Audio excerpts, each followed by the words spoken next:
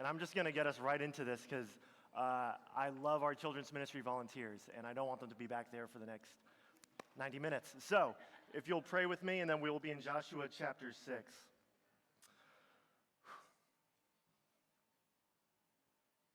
Heavenly Father, we thank you for another opportunity to once again come together and give you the praise that you are due, and to hear the word that we so desperately need. I pray that this time now would be a time where we just forsake everything else and only focus on your word. And we learn from you alone. Take me out of the picture and let your words be the one that enters and pierces our hearts today. It's in your name we pray. Amen. So a while back, I used to work as an archivist at Southeastern Seminary up in Wake Forest, North Carolina. Now, all that really means to be an archivist was that I was in the restricted section of the library. I had all this really fun, nerdy access to a bunch of old Baptist materials, a bunch of papers, boxes, sermons, pictures, anything that an old Baptist pastor didn't want to keep in his house, or if he passed away, the spouse would then just give it to us at Southeastern. And we were in charge of collecting and preserving and promoting those materials. And so one day, I was just in the back in the restricted section of the library. It was really cool for me as a nerd. And I came across a box that really piqued my interest. It was from the 1860s here in North Carolina, a box. And in the box was a pamphlet of this church that was just sending pamphlets out to all these other churches in the area in the 1860s. And in this pamphlet, which was in mint condition, I was like, man, what's in here? There was a prayer request for Pastor so-and-so of such and such a church because he was currently out fighting for the Confederates. And hey, pray for Pastor so-and-so that he would be blessed on the field and that he would encourage the soldiers as they fight the Union. And I'm just thinking, that's a weird thing to read. As a man who, is standing in a seminary who won't exist for 100 years till this pamphlet was written, iPhone in my hand, hearing about how I am encouraged to pray for Pastor so-and-so as he fights the Union in the Civil War. And I'm just struck with this pamphlet, and I'm going, I am not the target audience of this pamphlet. And I think we can feel like that a lot of times when reading the Bible, but especially with Joshua. I mean, this is a book full of battle plans, weird circumcision stories, and land allotments that really were struck with, like, I am not the target audience of the book of Joshua. How does the book of Joshua help me be a better spouse today? How does the book of Joshua help me share Christ with my neighbor? How does the book of Joshua make me more like Christ? And what's here that we remember that although we are not the target audience, the Bible was not written to us, it was written for us and for our maturity, that we would grow to become more like Christ. And so today in Joshua chapter 6 is where we get to the most memorable part, which is Jericho. And right out the gate, I want to just say right now, as we go through this chapter 6 of Joshua, we're just going to say it now. This chapter is not primarily about how if you circle your walls will come down and you will conquer XYZ, whatever that is. I think that's true. I think there's actually a lot of truth to it, and we're actually going to get into it. But that is not the main point of the sermon that we're getting to today. The main point of this sermon is this, that God is triumphant over evil and merciful to the faithful. God is triumphant over evil and merciful to the faithful. Now, Joshua 6 is one play with 2 acts and an epilogue. And that's how we're going to go with our sermon here. So, act number 1, the fall of Jericho, which is verses 1 through 21. Then, act 2, the salvation of Rahab, which will be verses 22 through 25. And then the epilogue will kind of serve as our third point, but also serve as our conclusion, which will be to the end of the chapter. So if you're with me, I'm going to be reading Joshua chapter 6, and we're just going to read the first 11 verses with me. It says this, Now Jericho was shut up inside and outside because of the people of Israel. None went out, and none came in. And the Lord said to Joshua, "See, I have given Jericho into your hand with its king and mighty men of valor. You shall march around the city, all the men of war going around the city once. Thus shall you do for 6 days. 7 priests shall bear 7 trumpets of ram's horns before the ark. On the 7th day you shall march around the city 7 times, and the priests shall blow the trumpets. And when they make a long blast with the ram's horn, when you hear the sound of the trumpet, then all the people shall shout with a great shout, and the wall of the city will fall down flat. And the people shall go up, everyone straight before him." So Joshua the son of Nun called the priests and said to them, "Take up the ark of the covenant, and let 7 priests bear 7 trumpets of ram's horns before the ark of the Lord." And he said to the people, "Go forward, march around the city, and let the armed men pass on before the ark of the Lord." And just as Joshua had commanded the people, the 7 priests bearing the 7 trumpets of ram's horns before the Lord went forward, blowing the trumpets, with the ark of the covenant of the Lord following them. The armed men were walking before the priests who were blowing the trumpets, and the rear guard was walking after the ark while the trumpets blew continually. But Joshua commanded the people, "You shall not shout or make your voice heard, neither shall any word go out of your mouth until the day I tell you to shout. Then you shall shout." So he caused the ark of the Lord to circle the city, going about it once. And they came into camp and spent the night in the camp. So here's the scene. There are 2 million Israelites sitting next to the Jordan River. And everyone knows, all of Jericho knows, that the first stop on the Canaan World Tour is them. Now, Jericho's best option was to go into a lockdown. Joshua chapter 3 mentions that it was the time of harvest, so Jericho would have enough food inside their city already. We also know through archaeology that there was a natural spring that went through the city, so they had all the water they need to outlast a siege. And, of course, Jericho's defining characteristic, they had a wall, but actually they had 2 walls. Jericho had an outer wall, which is estimated to be about 30 feet, and an inner wall, which protected the more richer and affluent citizens, which would have been about 15 feet. On top of this wall, the city was established on a slope. So the only way you could get into Jericho was by running up and then somehow getting past the 30-foot wall, which would have been heavily guarded. So Jericho admittedly had some advantages to this battle. Despite all that, they were in hiding. All they had to depend on was their walls. And the Lord said to Joshua, "See, I have given you Jericho into your hand, with its king and its mighty men of valor." Before the battle has even begun, in God's eyes, it's over. So catch this. Jericho, Joshua in the Battle of Jericho, is not a story similar to David and Goliath. This is not a question of, will Israel come out on top? Is Jericho going to win? That's not what's happening here. Israel has about 600,000 soldiers. Jericho might have 20,000 citizens, and I am rounding up on that number by a decent chunk. This question of Joshua and Jericho isn't, is Israel going to win? It's, how are we getting past this wall? Because the wall is admittedly a challenge, and you don't want to lose more men than necessary for this battle. So what's the battle plan? How do we overcome Jericho? How do they do it? Here it is. Have all the soldiers march around the city one time. Rinse and repeat for 6 days. Have 7 priests carry 7 trumpets in front of the ark, and no one is to talk. No one says a word.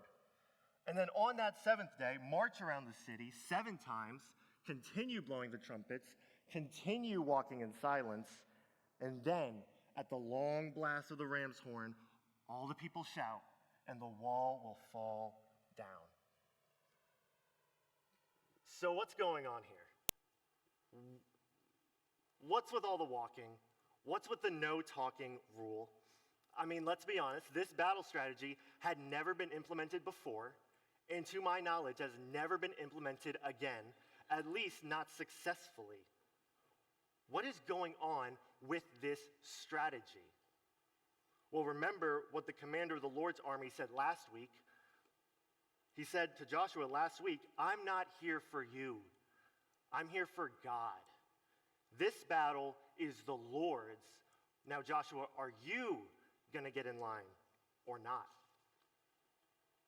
Look again at the position of the battle plan in chapter 6. Who's leading the army? Who's leading this grand army across and around Jericho? It's not Joshua, it's God. And the Israelites are just silently following him. This is God's battle. Not Joshua versus Jericho, not Israel versus Jericho. This is God letting everyone know that Jericho and its reign of wickedness was over. Now, I want to pause here because we've been on this series in Joshua for the past several weeks, and we have yet to really touch on the elephant in the room, which is that this story, Joshua 6, will end with the murder of men, women, children, animals. And some of you have asked, is this genocide? Is this ethnic cleansing? The short answer is no, I do not think so. But the longer answer is what you deserve. So allow me to park here and let's talk about it real quick. Joshua, chapter 6, or Joshua as a whole, as the sixth book of the Bible, is not where we should start when discussing the character of God, the character of Israel, and the character of those who do not know him. And in those first 5 books that we have, we learn a lot about God and the Israelites and those who do not know him.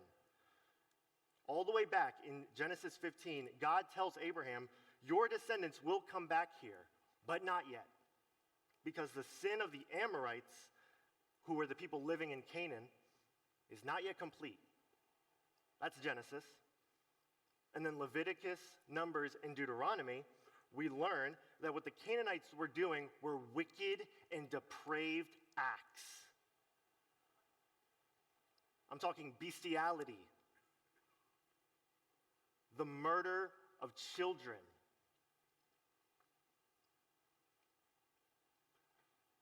sexual immorality that was at its tipping point. Jericho and the rest of Canaan is not a world of microaggressions, morally gray areas, or people who commit white lies here and there. These were people who for 500 years had happily and consistently served themselves and their gods instead of Yahweh.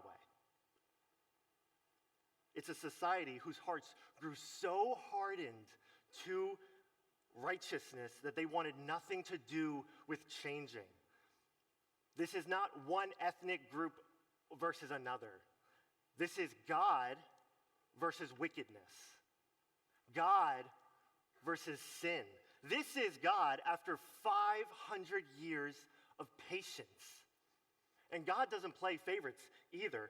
He warns Israel that, hey, if you follow what the Canaanites do, you will suffer the same fate. And mind you, that is what the book of Judges is all about, and what the captivity of Babylon was all about. God deals with the Canaanites by using Israel, and God deals with Israel by using other nations as well. Now, I can't answer all objections in a 35-minute sermon, but we will be providing a wonderful article that the Bible Project wrote in our weekly email this week for those who would like to read a little bit more and get a bit more in depth. But what I'm ultimately trying to emphasize here is that Joshua 6 is God's battle, not Israel's. Israel is just there. It's actually God that's doing the work. Now, the strategy is odd. Walk around the city 6 times. But the Israelites obey it perfectly. They circle in silence. The only noise that is coming from the Israelites is trumpets and the stomping of their feet, letting everyone know that the triumphant God has come to conquer evil. And the soldiers are just silent before God, waiting for him to move. The trumpets are blasting. There is praise that the true ruler has arrived in Canaan. This whole battle strategy, if you see it, is a week-long worship service. Well, how are they worshiping? By obeying. This image of the trumpets blasting and the people following the Ark of the Covenant, which symbolize God's presence, with quietness and reverence. The obedience of God's people is the greatest act of worship in this whole chapter. The priests play the horns, announcing victory, proclaiming the supremacy of God. It's a worship service for the battle. Family Church, how do you fight your battles?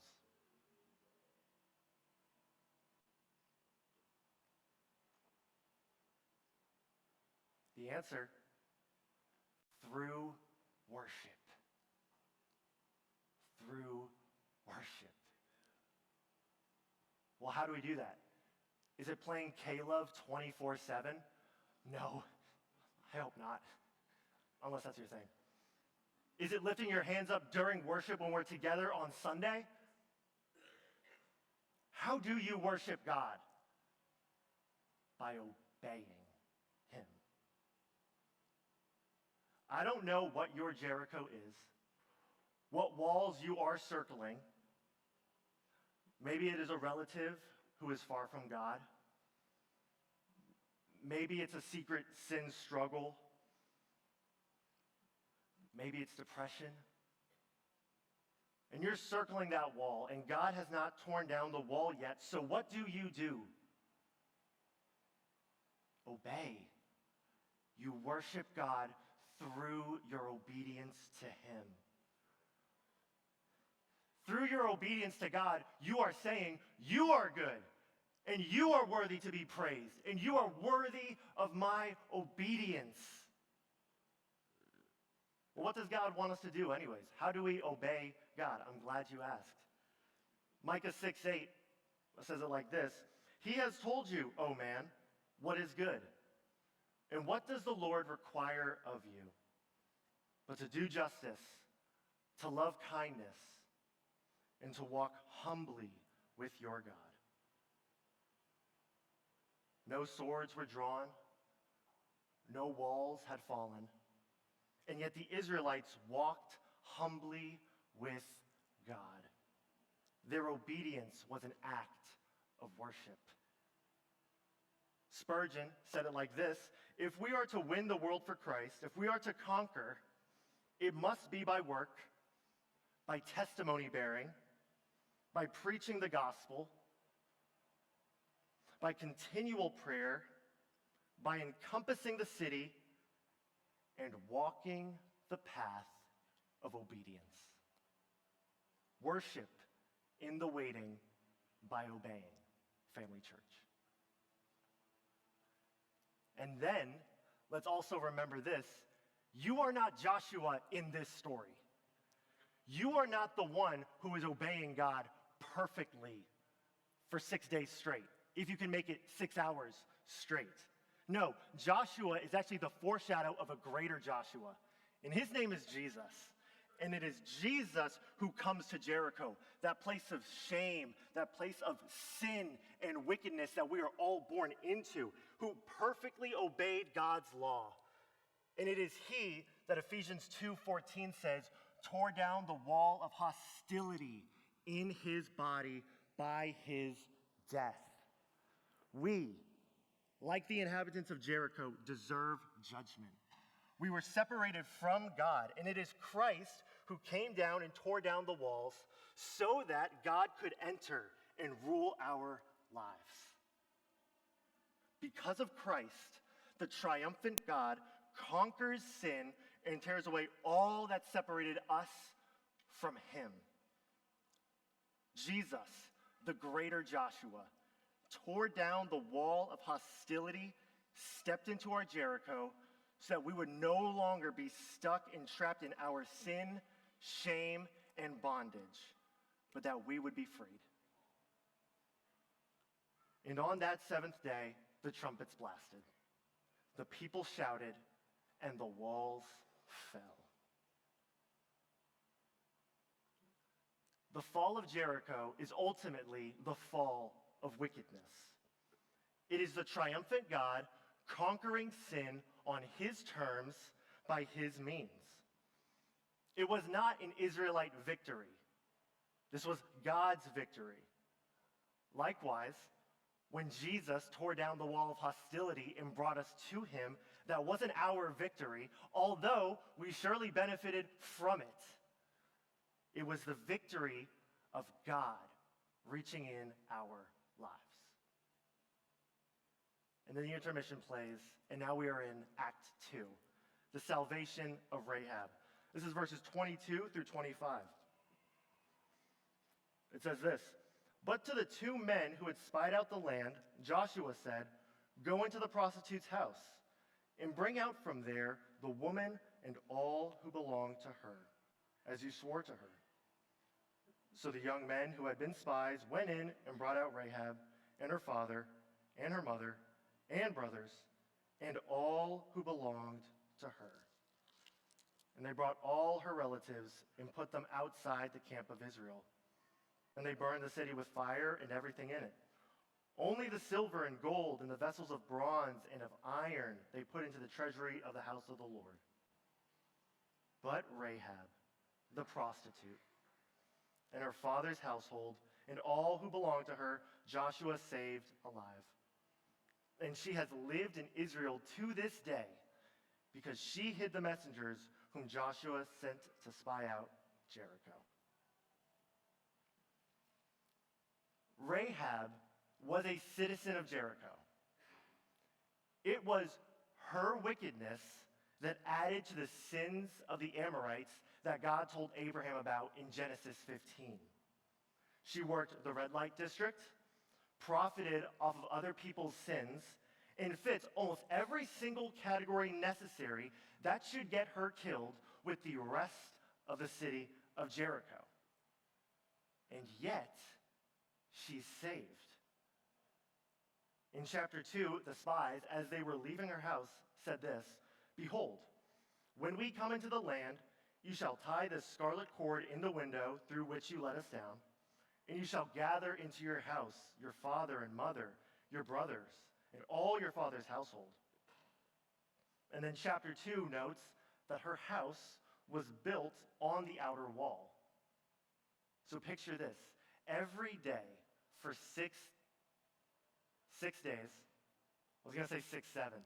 Every day for one of those days, I don't know. Every day for 7 days, I'm sorry. Every day for 7 days, they circle and see the scarlet cord hanging out that window. And when the walls fall down, Joshua tells them, "Save everyone that is in Rahab's house." Everyone that is with Rahab in her house is spared. Which is just such a preposterous offer. Rahab the prostitute ends up being saved. But not only her, but her whole entire family. Anyone who was in her house got to avoid Judgment Day. All right, let's talk about it. God commanded them that they go in and kill every man, woman, child, animal, because the sin of Jericho was so wicked, it had reached its full potential. It had reached its zenith. They deserved God's judgment. And yet, we see not everyone received it. A whole family was spared. Why? Why should Rahab not be with the rest of Jericho? She took up a career that was counter to the way of God. It's hard to imagine she had a healthy relationship with her parents. She was born into a culture that celebrated her life choices, although they were wrong. Why does Rahab get to be saved? Rahab made every wrong choice almost every single time, except once. Chapter 2, verse 11, Rahab tells the spies, "The Lord your God, he is God in the heavens above and on the earth beneath." Rahab says, "I know who the Lord is. He is the one who causes the seas to dry and is ultimately triumphant over all others." Rahab places her faith in the God of Israel and is ultimately saved because of that faith. She and her whole family receive mercy, while the other citizens of Jericho received judgment. Pastor Robert Smith Jr. says it like this: Rahab didn't need to do anything other than stay in the house. She didn't need to have a lump sum of cash for the soldiers to buy her freedom. She didn't need to show her resume and show that she switched careers since she last met them. She didn't go out and buy a "I Love Jesus" t-shirt. All she had to do was stay in the house. And while the Israelites were circling her city, not saying a word, but they probably pointed and elbowed one another, saying, "Hey, see the scarlet cord?" Letting them know, hey, that house, we're getting whoever's in that house in the next few days. And while they're circling, she's running to everyone she knows. She runs to her parents, her brothers, all who belong to her. She's running to everyone she knows and says, "Come into this house with me. Get saved. Join me." I wonder if the rest of Jericho knew.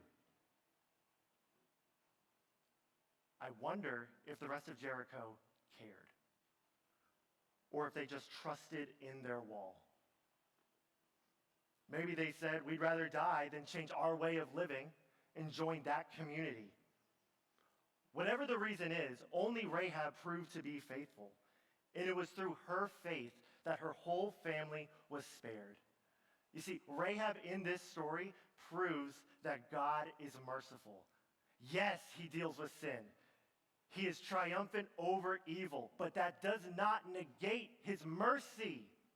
Even when the day of judgment came, after 500 years of delaying judgment, God still showed mercy to someone who appeared to be the most undeserving of all. Even until the last day. Friends, like Rahab, we are all undeserving.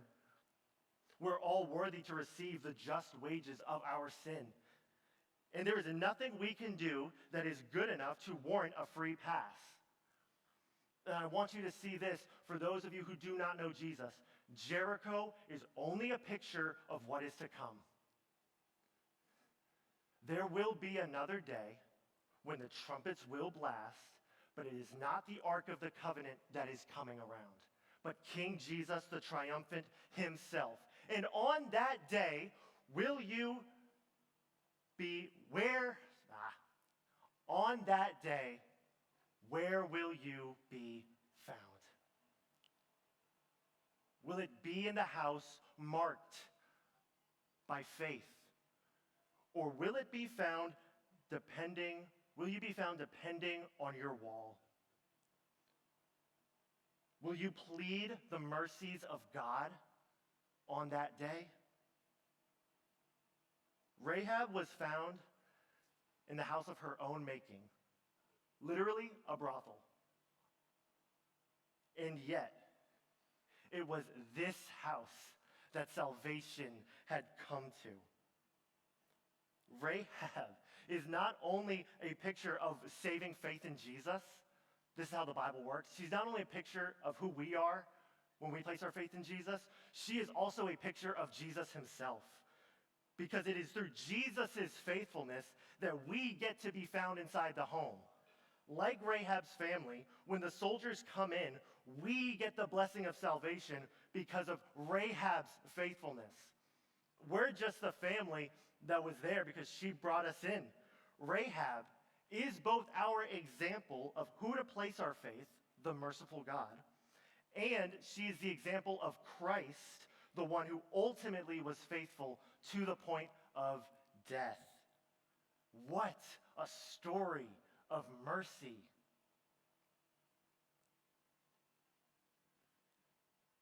Do you feel as though you are too far from God? Like Rahab. Do you know that you are saved by grace through faith?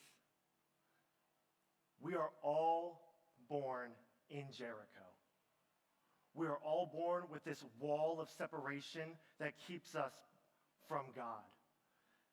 The only difference is there are some in this room who have chosen to plead the mercies of God, and there are some in this room who have decided to double down on their wall. Friend, the merciful God is offering you salvation today. As Rahab relied on the scarlet cord, so do we rely on the scarlet blood of Christ who died for us in our place. All that is required is faith. Faith that God is who he says he is. Faith that Jesus came for a sinner like yourself. And a faith that believes that he rose from the dead triumphant, tearing down that wall of hostility in his body. Hebrews 11 says it like this: by faith, the walls of Jericho fell down after they had been encircled for 7 days. By faith, Rahab did not perish with those who were disobedient. Through faith in God, nothing stopped Joshua from conquering Jericho. Through faith in God, nothing kept Rahab from salvation. Through faith in God, the merciful, the triumphant, salvation is offered to you today. Won't you take it? Will you plead the scarlet blood of Jesus over your life? And if you have taken it, will you not share it with others? Rahab found every single person she could and brought them in her house. She brought her whole family inside. Why don't you start with your family? That sibling, that parent, the unrepentant children. Then branch out. Let them know that you serve a merciful God who showed extravagant love towards you, even while you were far from him, and bring them into the household. How would the story look if Rahab was content with only saving herself? And it was just her in the house. I almost can't even imagine it. Rahab was shown such great mercy, she had to extend it, and she had to share it with other people. Friends, won't you share Christ with someone today, this week? Don't let this offer of salvation sit with you. Rahab didn't. Neither should we. The epilogue. Acts 1 and 2 are over, and we find ourselves here at the epilogue, starting at verse 25. But Rahab the prostitute and her father's household and all who belonged to her, Joshua saved alive. And she has lived in Israel to this day because she hid the messengers whom Joshua sent to spy out Jericho. Joshua laid an oath on them at that time, saying, "Cursed before the Lord be the man who rises up and rebuilds this city, Jericho. At the cost of his firstborn shall he lay its foundation. At the cost of his youngest son shall he set up its gates." So the Lord was with Joshua, and his fame was in all the land. Remember, Joshua 6 is ultimately about how God is triumphant over evil and merciful to the faithful. Rahab is not only spared, she is adopted into the family of God. And the prostitute finds a husband. His name is Salmon, or Salmon, depending on how hungry you are. That was such a bad joke. I debated making that all week. This Canaanite woman and this Israelite man have a son. They name him Boaz. And Boaz is going to meet a Moabite woman named Ruth. And it is through this marriage that they will find themselves in the genealogy of Jesus Christ. And it started with Rahab. That is the mercy and triumph of the God we serve. Where do we go from here? The epilogue. Joshua's fame spreads throughout the land, and Jericho serves ultimately as an offering to God. That's why they couldn't pillage anything in there. All the gold and silver they got, they put it into the treasury of the Lord, because ultimately this was not Israel's battle. This was God. And as it ends, we are offered a quick curse by Joshua in verse 26. It kind of sticks out at the end of this story. He said, "Cursed be anyone who rebuilds the city." And for 600 years, Jericho would not be rebuilt. The walls would not be restored. People would live there, but it's implied that the city remains kind of in ruins because to witness the miracle that God performed on that day. But eventually, 600 years later, a man named Hiel would rebuild Jericho. And the curse came true. Both of his sons died in the process of rebuilding the city walls. It's a weird, sad story that you can find at the end of 1 Kings chapter 16. What do we do with that story?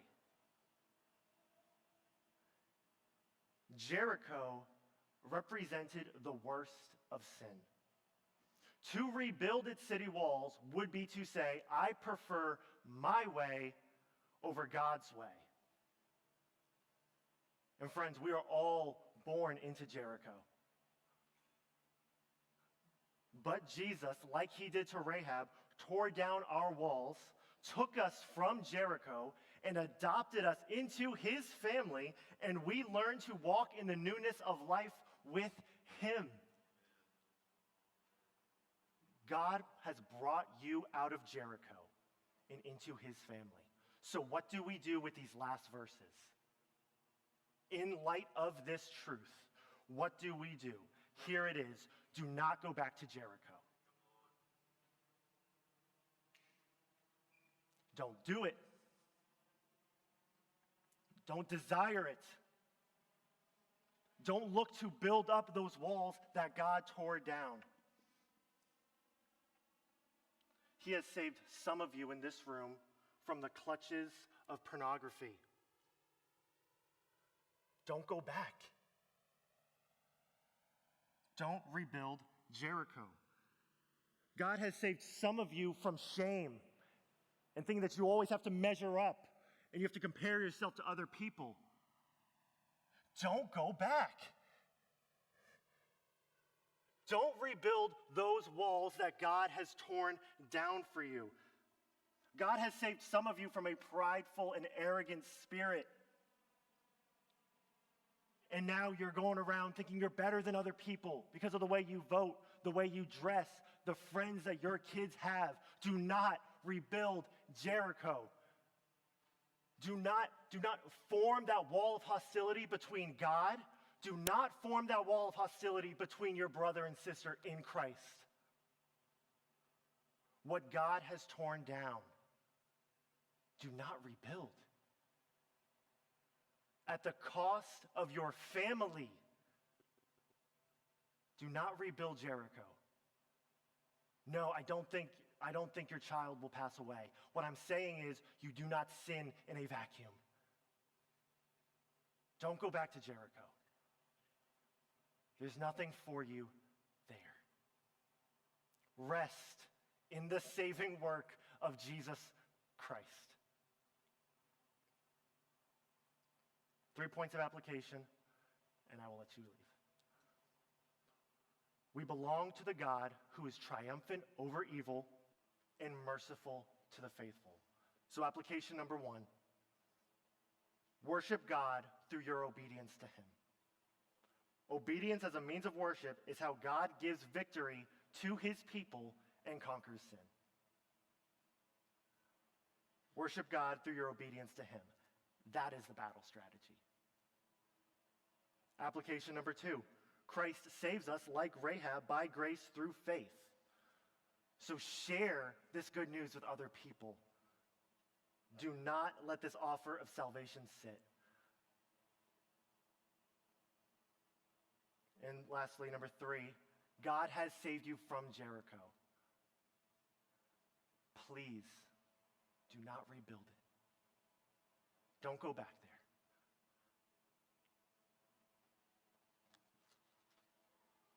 At this time, we're going to worship together. We usually have a sit and reflect during communion, but in light of this truth, we're going to sing one song together and then go into our communion together.